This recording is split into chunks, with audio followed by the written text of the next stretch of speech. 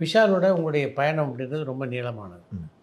இதில் நீங்கள் இன்னி வரைக்கும் செரிஷ் பண்ணுற மொமெண்ட் அப்படின்னு எதெல்லாம் சொல்லலாம்? சொல்லவே முடியாது சார். ம்.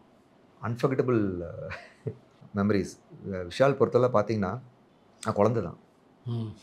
Is a baby. நான் எமோஷனல் குழந்தை. நான் வந்து விஷால பேபியா தான் பார்க்குறேன். ம். குழந்தையா தான் பார்க்குறேன்.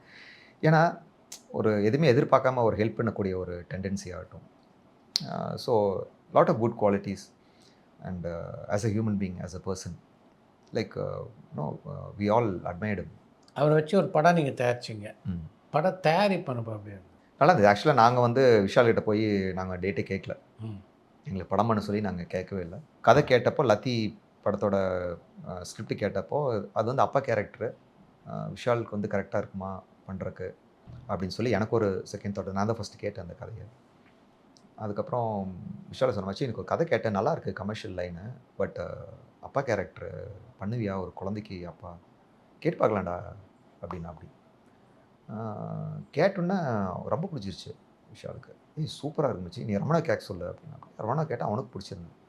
சரி ஓகே சரி பண்ணு அப்படின்னு சொல்லிட்டு நான் கிளம்பி போயிட்டேன். சரி அப்போ விஎஃப்எஃப்ல பண்ணுறதுக்கு தான் வந்து பண்ணிட்டேன். என்ன பண்ணுங்கிறீங்க? நீங்க 2 பேர் பண்ணுங்க அப்படின்னாப்படி. ம். என்கிட்ட எங்கடா காசு இங்க ப்ரொடியூஸ் பண்றதுக்கு இல்ல வேணாம்.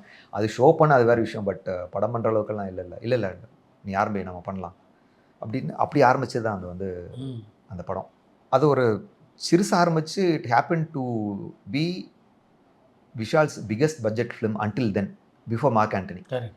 It was good learning experience. ஏன்னா ஒரு ஃபர்ஸ்ட் மூவியை வந்து இவ்வளோ பெரிய ஒரு பட்ஜெட்டில் ஒரு பெரிய ஸ்பேனில் பண்ணும்போது we put all experience which we had in this அந்த இந்த இந்த ஷோ பண்ணினதில் இல்லை வந்து அந்த அந்த ரியாலிட்டி ஷோ பண்ணதில் அந்த எக்ஸ்பீரியன்ஸில் வந்து we executed in that. So it was good learning experience and as a producers also it gave us good experience doing that film.